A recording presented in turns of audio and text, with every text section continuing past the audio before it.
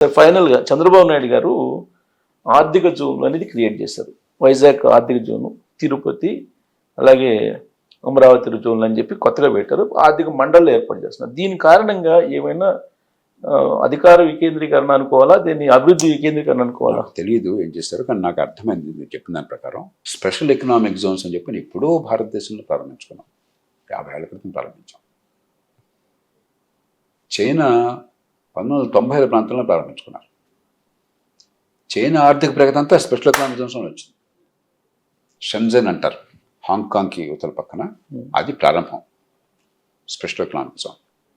20 ఏళ్ల క్రితం నేను హ్యాంగ్జో పట్టణానికి వెళ్ళినప్పుడు, చిన్న పట్టణం, 4-5 లక్షల జనాభా ఉన్న పట్టణం, ఇవాళ బెంగళూరుని మించిపోయింది టెక్నాలజీ. 20 ఏళ్లలో వాళ్ళు చాలా గర్వంగా సుందరంగా చూపెట్టారు మాకు అప్పుడు. అది బాగా గుర్తుంది. ఆ లేక్ చుట్టూ నడిచేవాళ్ళు ప్రతిరోజు కూడా, ఒక పెద్ద లేక్ ఉంటాను. మనమేమో మాటలు చెప్పి అదే పనిగా తాత్సారం చేస్తూ ఉంటాం. గతంలో స్పెషల్ ఎకనామిక్ జోన్స్లో కూడా లంచాలు తీసుకున్నారు. పారిశ్రామికవేత్తలు పెట్టుబడి పెట్టడానికి దానిలో రిజిస్టర్ కావాలంటే లంచాలు తీసుకున్న సందర్భాలు ఉన్నాయి. సంకల్పం నెరవేరట్లేదు. ఇప్పటికైనా చాలా ఆలస్యమైనా కూడా ఇప్పటికైనా చిత్తశుద్ధితో 100కి 100 పాళ్ళు. దాని ఉద్దేశం ఏంటి? మామూలుగా ఉన్న సంఖ్యలన్నీ తొలగించి పరిశ్రమల ఏర్పాటుకి, ఉపాధి కల్పనకి, సంపద సృష్టికి, ఈ పిచ్చి పిచ్చి లేబర్ లాస్, పిచ్చి పిచ్చి రెగ్యులేషన్ తీసేసి స్వేచ్ఛగా ఉత్పత్తి చేసి ఉపాధిని పెంచడం, ఎక్స్పోర్ట్ చేయడం. ఎక్కువగా వీడిని ఎక్స్పోర్ట్ ప్రాసెసింగ్ జోన్స్ వాడారు. పోనీ అది కాకపోయినా డొమెస్టిక్ అయినా కూడా ఈ అనవసరం రెగ్యులేషన్ లేకుండా చేసి వాళ్ళు ఉత్పత్తి చేసి ఉపాధి చేసినంతకాలం అనవసరం అడ్డంకులను విశ్వాసాన్ని కలిగించారనుకోండి, మంచిది. ఆ రకంగా చేద్దామని ఆశిద్దాం. ప్రణాళిక బోర్డులను ఏర్పాటు చేస్తాం అంటున్నారు, దానివల్ల ఉపయోగం ఉంటుంది సార్? ఇప్పటిదాకా నాకు అర్థమైనంత వరకు రాష్ట్రాల చరిత్రలో ప్రణాళిక బోర్డులు చాలా ఉన్నాయి, కానీ వాళ్ళకు ఒక కారు, ఫోను, ప్యూను తప్ప, అప్పుడప్పుడు సమావేశం తప్ప దాఖలాలు లేవు. దానివల్ల జరిగిన పని దాఖలాలు. అలా కాకుండా నిజంగా సమర్థుల్ని, నిజంగా నిష్ణాతుల్ని, జనహితాన్ని కోరేవాళ్ళని, ఆ సామర్థ్యం ఉన్న వాళ్ళని కూర్చోబెట్టి వాళ్ళ సలహాలు కనుక పద్ధతి ప్రకారం స్వీకరించి చిత్తశుద్ధి అమలు చేస్తే మంచిదే. కానీ ఇప్పటిదాకా అలా కాదు. కొంతమందికి పదవుల పంపిణీ. ఇప్పుడు ప్రతి రాష్ట్రంలో బోర్డు, ఇప్పుడు తెలంగాణలో ఉంది, ఇతర రాష్ట్రాలు కూడా అదే ఉంటుంది, ఆంధ్రప్రదేశ్ ఉంటుంది, నాకు తెలీదు. ఎంతమందికి పదవులు ఇచ్చారు, ఏం పని జరుగుతోంది? కాబట్టి ఉపయోగించుకుంటే పరిజ్ఞానం ఉన్నవాళ్ళు ఈ దేశంలో, దేశాన్ని ప్రేమించేవాళ్ళు, నైపుణ్యం ఉన్నవాళ్ళు ఉన్నారు. సరైన వాళ్ళని సరైన సమయంలో ఉపయోగించుకోండి. ఆ మార్పులు తీసుకురండి సమాజంలో, ప్రజలకు సేవలంది ఏర్పాటు చేయండి. సో 2 రాష్ట్ర ప్రభుత్వాలు కొత్తగా ఏర్పడిన తర్వాత ఆల్మోస్ట్ సగం జర్నీ చేసేసాయి. ఈ సగం జర్నీ గమనించిన తర్వాత మీకేమనిపిస్తుంది? అటు తెలంగాణ కానీ ఇటు ఆంధ్రప్రదేశ్. 2 రాష్ట్రాలు ఉమ్మడి లక్షణం ఆర్థిక క్రమశిక్షణ దెబ్బతిన్నది. హైదరాబాద్ లేని కారణంగా ఆంధ్రప్రదేశ్ మరింత దెబ్బతిన్నది. తెలంగాణను మించి మరింత ఎక్కువగా అలవమాల సంక్షేమ పథకాల వల్ల ఉద్యోగుల జీతాలు ఇద్దరు విపరీతంగా పెంచారు, ఓ పద్ధతి పాడు లేకుండా. కాబట్టి అపారంగా 2 రాష్ట్రాల్లో ఆర్థిక క్రమశిక్షణ దెబ్బతిన్నది. మరి విజన్కి వెళ్తున్నారు కదా వీళ్ళు, 2047 విజన్లో.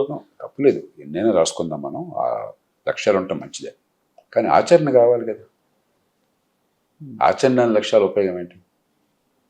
ఇప్పటికి కూడా సమయం మించిపోయిందేం లేదు. ఎందుకంటే మనం 7-8% ఆర్థికంగా పెరుగుతున్నాం సంవత్సరానికి. అది ప్రపంచంలో అపురూపం.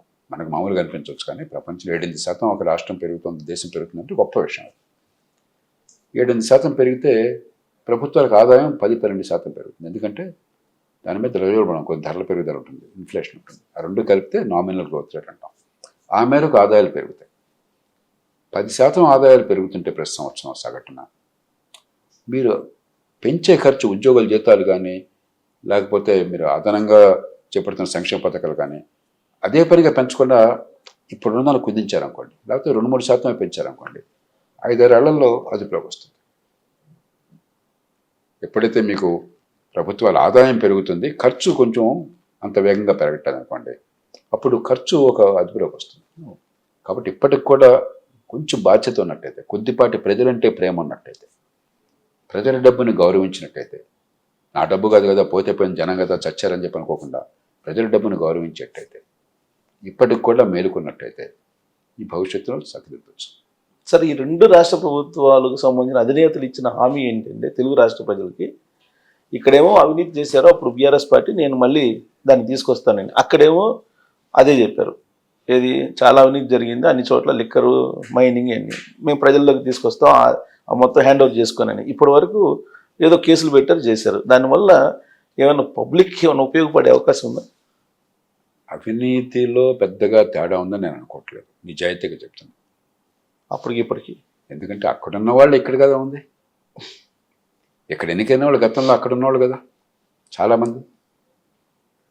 అక్కడుంటే అవినీతి, ఇక్కడుంటే నీతి అన్నది కరెక్ట్ కాదు కదా. వీళ్ళు ఇద్దరు కూడా 30-40 కోట్లు ఖర్చు పెడుతున్నారు కదా అసెంబ్లీ ఎలక్షన్కి, లోక్సభకి 70-80 కోట్లు ఖర్చు పెడుతున్నారు కదా. ఈ డబ్బంతా ప్రజల మీద ప్రేమతో ఇంట్లో నుంచి ఖర్చు పెట్టింది కాదు కదా. కొద్దిమంది అలా చేస్తున్నారు, కానీ అత్యధికులు అట్లా కాదు కదా. మళ్ళీ సంపాదించాలిగా 10 రెట్లు. కాకపోతే ఆంధ్రప్రదేశ్ అనుకోండి, ఆ గతంలో మరి బరి తెగించి విశృంఖలంగా ఏ అడ్డు ఆపలేదన్నట్టుగా జరిగింది, ఒక మాఫియా రాజ్యంలాగా. కొంచెం అంత గందరగోళం లేకుండా కొద్దిగా మర్యాదలు పాటించుకుంటూ ఉండొచ్చు. కేసుల విషయానికి వచ్చేసరి ఇక్కడ రెండోది ఆంధ్రప్రదేశ్లో విచిత్ర వాతావరణం గతంలో ఏంటంటే సంక్షేమం బ్రహ్మాండంగా అమలు చేశారు, కానీ సంక్షేమం తప్ప ఇంకేం అక్కర్లేదు. అభివృద్ధి అడిగితే పెత్తందారులు కోరుతున్నారు, ప్రజల కోసం కాదు ఇది అని విచిత్రవాదం తీసుకొచ్చి రాష్ట్రాన్ని అధోగతి పాలు చేస్తున్నారు. ఇప్పుడు ఖచ్చితంగా పెట్టుబడులు, మౌలిక సదుపాయాల మీద దృష్టి పెట్టాలి. జాతీయ స్థాయి నుంచి కూడా సహాయం వస్తుంది, మన హక్కుగా వస్తుంది. మనకి ప్రత్యేకంగా వాళ్ళు సాయం చేయట్లా, పొందే హక్కు మనకుంది, వస్తుంది. ఆ మేరకు ఓకే. మిగతా విషయాల్లో అదే మనుషులు ఉన్నప్పుడు, అదే పద్ధతి ఉన్నప్పుడు పెద్దగా మార్పు ఎందుకు వస్తుంది? తెలంగాణలో అవినీతి విషయంలో పెద్ద తేడా ఉందని అనుకోవట్లేదు. మళ్ళీ అదే కారణం. నేను ఎవరి మీద కోపంతో చెప్పట్లేదు, వాస్తవాలు ఏంటో నేనేమిటి ఆబాల గోపాలని తెలుసు. నాకు ఎవరిని చెప్తే నాకు వినిపిస్తుంది, నాకేం తెలుసు వ్యక్తిగతంగా ఏం జరుగుతుందో నాకు తెలియదు. కానీ వింటున్నాను, అందరి నోటి నుంచి ఒకే వాక్యం వస్తుంటే, అన్ని పార్టీల వాళ్ళు ఒకే మాట మాట్లాడుతుంటే కొత్త వరకు నమ్మాలి కదా ఏం జరుగుతుందని చెప్పిన. తేడా ఏంటంటే గతంలో కాస్త మౌలిక సదుపాయాలు వాటి మీద కొంత దృష్టి ఉండేది. దుబారా ఖర్చు చాలా పెట్టాలి. కాళేశ్వరం మీద నేనే కదా గొంతెత్తింది అప్పటికి ఇప్పటికి. ఇప్పుడు సంక్షేమ పథకాలు మరీ బరువు పెరిగిపోయింది. 6 గ్యారెంటీలు వగేరా పెట్టి ఆ పెరిగేసరికి మరింతగా ఆర్థికంగా గతంలో కంటే ఇంకెక్కువ కష్టాలు పడ్డారు. అభివృద్ధి విషయంలో మిగతా విషయాలు పెద్దగా, కనీసం హైదరాబాద్ని గతంలో ఆంధ్రప్రదేశ్ ప్రభుత్వం చెప్పినట్టుగా అసలు అభివృద్ధిని ఆపేస్తామని కాకుండా అభివృద్ధికి మేము కూడా అనుకూలం అన్న సంకేతాన్ని ఇస్తున్నాం. ఆ మేరకు ఓకే. ఫ్యూచర్ సిటీ అంటున్నారు, అదేమన్నా వర్కౌట్ అవుతుంది సార్? మరి నేను చూద్దాం, నాకు వివరాలు తెలియదు, నేను కూడా పత్రికల్లో వింటమే. కానీ మంచిగా జరిగితే సంతోషం. కానీ నేను చెప్పేది ఏంటంటే ఆర్భాటాలకు ఎక్కువ పోకుండా, లక్షల కోట్ల గురించి మాట్లాడకుండా పరిమితంగా డబ్బు ఖర్చు పెట్టి ఫలితాలు ఎక్కువ తీసుకురావాలి. మనకి దుబారా ఖర్చు పెద్దానికి 10,000 కోట్లు, 50,000 కోట్లు, 1,00,000 కోట్లు ఈ లెవెల్లో మాట్లాడటం మొదలెడుతున్నాం. మనం ఏదో అసలు అపరపు వేర్ల దేశంలాగా, మనం చాలా పేద దేశం. పరిమితమైన వనరులు ఉన్నాయి, అపరిమితమైన అవసరాలు ఉన్నాయి. సో కేసుల విషయానికి వచ్చేసరి ఇక్కడ కాళేశ్వరం తర్వాత ఆయన ఈ ఫార్ములా కారు రేస్ది, ఫోన్ ట్యాపింగ్, ఇవి ఉన్నాయి ఈ రాష్ట్రంలో. అక్కడికి వస్తేనేమో లిక్కరు, మైనింగ్, ఇవన్నీ కేసులు ప్రోగ్రెస్ మీకు అబ్జర్వ్ చేస్తూనే ఉంటారు. వీటి వల్ల ఏంటి సార్, రాజకీయ కక్షలో భాగంగా చేస్తున్నాయా, లేదా దీనివల్ల ఏమైనా మళ్ళీ రికవరీ వచ్చే అవకాశం ఉందా ప్రజలకి? నేను ఆ కేసుల గురించి ఎక్కువ వ్యాఖ్యానించదు, ఎందుకంటే చట్టం చూసుకుంటుంది, కోర్టులు చూసుకుంటాయి. కానీ రాజకీయ కక్షల కోసం కేసులు పట్టడం అనేది చాలా ప్రమాదకరమైన సాంప్రదాయం. రాజకీయంగా మీకే నష్టం వస్తుంది. ఈ ప్రజలు కూడా ఏంటంటే చాలా ఉదారంగా ఉంటారు. పాపం అనవసరంగా బాధ పెడుతున్నారన్న భావం కలిగితే మీకే నష్టం ఉంటుంది. కాబట్టి ఆ పని చేయకపోకండి. నిజంగా ఆధారాలు బలంగా ఉన్నప్పుడు, నిజంగా ప్రజా సంక్షేమం దెబ్బతిన్నప్పుడు అక్కడ కఠినంగా వ్యవహరించండి. చట్టబద్ధ పాలన జరిగేట్టుగా స్వతంత్ర ప్రతిపత్తి కలిగినటువంటి నేర పరిశోధన ఏర్పాటు చేయండి, నిజాయితీ అయిన ప్రాసిక్యూషన్ ఏర్పాటు చేయండి. అంతకు మించి రోజు వాగాటంలో అక్కర్లేదు. ప్రధానంలో ఏదో రకంగా ఇరికించాలన్న ప్రయత్నం చేయకూడదు. చేస్తే మీకు నష్టం ఎక్కువ, మంచికంటే ప్రజాస్వామ్యంలో సరైనది కాదు. సార్ ఫైనల్గా సార్, పోలవరం, వెలుగొండ, అమరావతి ఈ ఇన్ టైంలో పూర్తవుతాయి అనిపిస్తుందా మీరు అలా చేస్తున్న ప్రోగ్రెస్ని బట్టి? పోలవరం మొదటి దశ పూర్తవుతుంది, వచ్చే ఏడాదికి బహుశా అయిపోతుంది. రెండవ దశ కొంచెం ఆలస్యంగా వచ్చింది, ఎందుకంటే ఇక్కడ పెద్ద ప్రాజెక్ట్ నిర్మాణం పెద్ద కష్టం కాదు భౌతికంగా. డ్యామ్ నిర్మాణం కష్టం కాదు, ఇంకో 4-5 వేల కోట్లు ఖర్చు అవుతుంది అనుకుంటాం. భూసేకరణ, ఎందుకంటే ఎత్తు పెరిగిన కొద్దీ భూములు ఎక్కువ పోతుంది.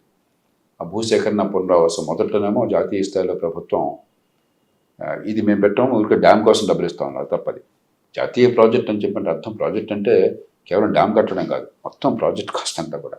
ఇప్పుడు ఒప్పుకున్నట్టున్నారు, నేను విన్నంతవరకు ఒప్పుకున్నారు కాదు, హైట్ తగ్గించారు సార్, నాకు లేటెస్ట్ తెలియదు. కాబట్టి ఒకవేళ ఒప్పుకున్నా కూడా పునరావాసం, భూసేకరణ, పునరావాసం అన్ని పకడ్బందీ ఏర్పాట్లు చేయాలి, ఆ డబ్బులు విడుదల కావాలి. కాబట్టి రెండో దశ కొంచెం జాప్యం కావచ్చు, కానీ మొదటి దశ అయిపోతుంది. వెలుగొండ ఎప్పటి నుంచో మాట్లాడుతున్నారు. నేను ఇక్కడ స్వయంగా చూసి వచ్చాను ఒక 3-4 ఏళ్ళ క్రితం. అయితే గతంలో చంద్రబాబు నాయుడు ప్రభుత్వం ఉన్నప్పుడే 2019 ముందే నేను అక్కడికి వెళ్ళి ఆ గుహలో కూడా వెళ్ళాను, టన్నెల్లో కూడా, టెన్నెల్ కొత్త మిషనరీ టన్నెల్లో కూడా వెళ్ళాను. మరి అప్పుడు నేను మంత్రులతో వాళ్ళతో మాట్లాడితే 5 నెలలు అయిపోతుంది సార్, 3 నెలలు అయిపోతుంది అన్నారు. ఇప్పుడు 6 ఏళ్ళు 7 ఏళ్ళు గడిచింది, పెరిగేలా ఉంది. ఈ మధ్య మళ్ళీ పత్రికలో ప్రకటనలు చూశాను, ఖచ్చితంగా వచ్చే ఏడాది పూర్తి చేస్తామని. సంతోషం చేస్తే, ఎందుకు ఇంత ఖర్చు పెట్టాక పూర్తి కాకుండా ఉండటం పొరపాటు అవుతుంది. అమరావతి రాజకీయ సంకల్పం ఉంది కాబట్టి మధ్యలో బ్రేక్ పడినా కూడా, ఇప్పుడు ఈ మధ్య ప్రపంచ బ్యాంక్ ఎవరో లోన్ ఇచ్చారని చెప్పి నేను. తర్వాత ఈ మౌలిక సదుపాయాల కల్పనలోనూ ఇలాంటి విషయాల్లో చంద్రబాబు నాయుడు గారు ఒక రికార్డు అన్నది, గతంలో ఒక విశ్వసనీయత ఉన్నది. కాబట్టి చాలామంది కలిసి వస్తారు. అనుకున్నంత అద్భుతంగా జరగకపోవచ్చు, కానీ ఖచ్చితంగా దాన్ని మొత్తం రాష్ట్రం మొత్తానికి అమరావతి దిక్కన్న భావం కాకుండా ఒక గ్రీన్ఫీల్డ్ సిటీ కోసం నిర్మాణం కావాలని ఆచరణ సాధ్యంగా చేసినట్టయితే అంతవరకు అమలు అవుతుంది. కానీ దాని మీద దృష్టి పెట్టడంతో పాటు చిన్న పట్టణాలు కావాలి. ఇప్పుడు మీరు తమిళనాడు చూడండి, తమిళనాడులో అసలు చిన్న పట్టణంలో పరిశ్రమలు రావద్దని వాళ్ళు నిర్దేశం చేశారు. కొత్త పరిశ్రమలు చిన్న పట్టణంలో ఏవో అసలు సిటీకి ఇంత పరిధి లోపల ఏవో అని చెప్పన్నారు. జిల్లాల్లోనూ చిన్న పట్టణాల్లోనూ ఏర్పాట్లు చేస్తున్నారు. ఇప్పుడు సమగ్ర అభివృద్ధి రాష్ట్రం మొత్తంలో ఉంటే కానీ అల్పాదాయ వర్గాలకు ఉపాధి దొరకదు. అందరూ చెన్నై రావాలి, అందరూ హైదరాబాద్ రావాలి, అమరావతి రావాలని చెప్పంటే అసాధ్యమైనది, మంచిది కాదు. కాబట్టి ఖచ్చితంగా ఒక గ్రీన్ఫీల్డ్ సిటీ అవసరం ఆంధ్రప్రదేశ్. ఎప్పుడు చెప్తున్నాను, ఏ రాష్ట్రాలకు ఒక బలమైన గ్రీన్ఫీల్డ్ సిటీ ఉందో ఆ రాష్ట్రాలకి ఆర్థికంగా ఆలంబన ఉన్నమాట వాస్తవం. ఒక బెంగళూరు ఉన్నప్పుడు, ఒక చెన్నై ఉన్నప్పుడు, ఒక హైదరాబాద్ ఉన్నప్పుడు అవకాశం అద్భుతంగా ఉంది, దానిలో అనుమానం లేదు. కానీ అక్కడితో ఆపేసినట్టయితే ఆ అభివృద్ధి అసమగ్రం అవుతుంది, చాలామందికి అభివృద్ధిలో భాగస్వామ్యం ఉండదు. కాబట్టి చిన్న పట్టణాలు కూడా కావాలి, దాని మీద గట్టిగా దృష్టి పెట్టాలి. కానీ ఇప్పటికీ కూడా సార్ గెజిట్ గురించి ప్రయత్నం చేస్తున్నారు. భిన్నాభిప్రాయాలు ఇప్పటికి కూడా అమరావతి మీద వినిపిస్తున్నాయి, ఈవెన్ ప్రతిపక్ష నాయకులు కూడా. నాకు ఎప్పుడు ఓవైలల్ గోపకృష్ణ రావు అన్నారు, తెలుగునాట 2 మనుషులు ఉంటే 3 పార్టీలు అండి అన్నారు. ఏమిటండి అని అడిగాను. తలా ఒకడు తొలగ పార్టీ, 2 కలిసి మిగతా వాళ్ళ మీద 3వ పార్టీ అన్నారు. కాబట్టి మనకి పట్టించుకోకూడదు. ప్రజాస్వామ్యంలో ఎన్నికైన ప్రభుత్వాలు నిర్ణయం చేస్తాయి, దాన్ని మనం గౌరవించాలి. మీకు ఇష్టం లేకపోతే మీ భావం చెప్పండి, తప్పలేదు. తప్పు జరిగిందనుకుంటే హేతుబద్ధంగా విమర్శించండి, తప్పలేదు. కానీ నిర్ణయాధికారం ఎన్నికైన వాళ్ళది, గుర్తుంచుకోండి. ప్రజాస్వామ్యం అంటే అది. 2, దొంగలక్కలాగా రోజుకో నిర్ణయం జరగదు. ఇవాళ ప్రభుత్వం అమరావతి అంటే కూడా వచ్చి అమరావతి కాదు, మరొకటి వచ్చి మరొకటి కాదు, ఇది కాదు, అడ్డగోలుగా ఉండకూడదు. ప్రభుత్వం నిరంతరం నడిచేటువంటి వ్యవస్థ, ఏ పార్టీ ఉన్నా కూడా ఇది ప్రజలది. మంచిది, ఈ 2 మనం గౌరవించాలి. మీ అభిప్రాయం మీరు చెప్పండి, తప్పులేదు, చెప్పాలి. మీ సూచనలు మీరు ఇవ్వండి, తిట్టిపోయడం కాకుండా. నిర్ణయాలు రాజ్యాంగబద్ధంగా ఉన్నంత వరకు నిర్ణయం చేసిన బాధ్యత పడుకున్నది. అది మనం గుర్తించకపోతే రాజ్యాంగాన్ని మనం అవమానపరుస్తున్నాం. ప్రజాస్వామ్యం అంటే మనకు నమ్మకం లేదు. నేను చెప్పిందే వేదం అని చెప్పంటే ఇంకా ఎన్నికలు ఎందుకు? సరే, ఇరు రాష్ట్రాల విపక్ష నేతలు అసలు అసెంబ్లీగా రావట్లా, దాన్ని ఎలా తీసుకుంటారు మీరు? 2 పక్కల తప్పదు. మనకి దక్షిణాది రాష్ట్రాల్లో ఇది ఒక సాంప్రదాయం, ముఖ్యంగా తమిళనాడు, ఆంధ్రప్రదేశ్, తెలంగాణ. కర్ణాటకలో లేదు. తమిళనాడులో కొంచెం స్టాలిన్ గారు వచ్చాక కొద్దిగా సంప్రదాయం కొంచెం మెరుగుపరిచారు, కొద్దిగా ప్రతిపక్షానికి గౌరవాన్ని ఇవ్వటము. కాబట్టి 2 పక్కల ఉంది. ఇది యుద్ధం కాదు, వీళ్ళు శత్రురాజులు కాదు, వీళ్ళు ఏదో శత్రురాజులు అనుకుంటున్నారు మూర్ఖంగా. ప్రజాస్వామ్యంలో ప్రజల ముందుకు నమ్రంగా వినమ్రంగా వచ్చాయా, ఫలాంటి మంచిదని మేము భావిస్తున్నాం, మీరు నమ్మినట్టయితే మాకు మద్దతు ఇవ్వండి, మేము మీ ఆదేశం ప్రకారం పనిచేస్తామని వినమ్రత మీరు వచ్చారు. ఒకరిని ఆశీర్వదించారు, ఇంకొకరిని ప్రతిపక్షంలో కూర్చోమన్నారు. ఇద్దరు అవసరం ప్రజాస్వామ్యంలో. అందుకని ప్రతిపక్షంలో ఉన్న కారణంగా అలుసుగా పలికి బూతులు మాట్లాడటమో, తిట్టడమో, దాడులు చేయటమో. అధికారంలో వేరే ఉన్నారు కాబట్టి నేను రాను, సభకే రాను, ఇది నా ప్రతిష్ట. ఏం ప్రతిష్ట? ప్రజలు ఓట్లు లేకపోతే నీ ప్రతిష్ట అంటే అసలు నువ్వు ఎవరు నోబడి. అంత అహంకారమా ప్రజలు? ప్రజల మద్దతుతో మీకుంది పేరు.